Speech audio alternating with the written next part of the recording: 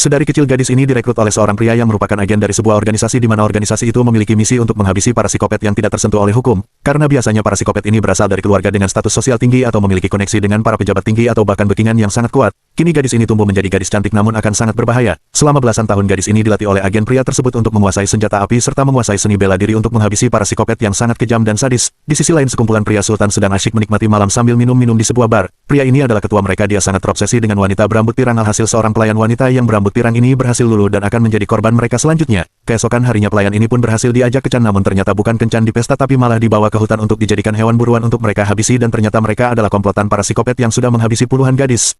Di sisi lain gadis ini diuji dengan tes langsung di lapangan dengan target yang sudah ditentukan oleh agen pria tersebut. Alhasil gadis ini dengan mudahnya melumpuhkan pria tua ini.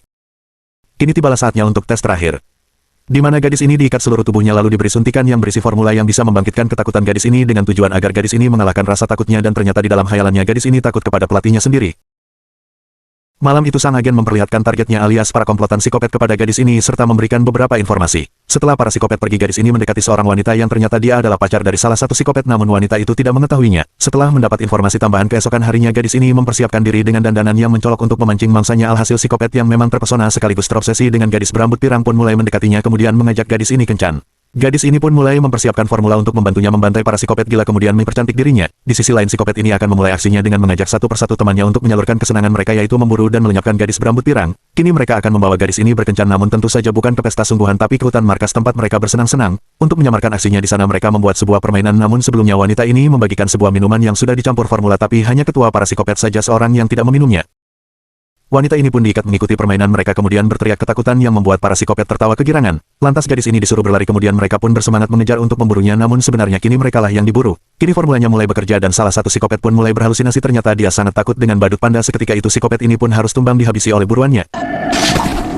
Kemudian gadis ini memburu salah satu psikopat yang mulai berhalusinasi ternyata psikopat ini takut kepada perampok yang bertopeng dan dengan mudah gadis ini menumbangkannya lalu menghabisinya.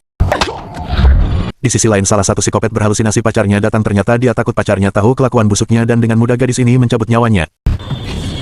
Kini tinggal ketuanya saja yang tersisa apalagi dia tidak terpengaruh oleh formula karena tidak meminumnya namun meskipun begitu bukan hal sulit bagi gadis ini untuk menumbangkannya dengan beberapa pukulan saja psikopat ini langsung terkapar. Kemudian gadis ini memberi minum yang sudah diberi formula lalu mengikat tangan dan menggantungnya di sana. Wanita ini menasihati psikopat agar segera bertobat dan menyesali perbuatannya namun tentu saja psikopat ini menolaknya. Kini formulanya mulai bereaksi dan siapa sangka ternyata psikopat ini memiliki trauma masa lalu dengan wanita berambut pirang dan itulah alasan psikopat ini selalu melenyapkan gadis berambut pirang.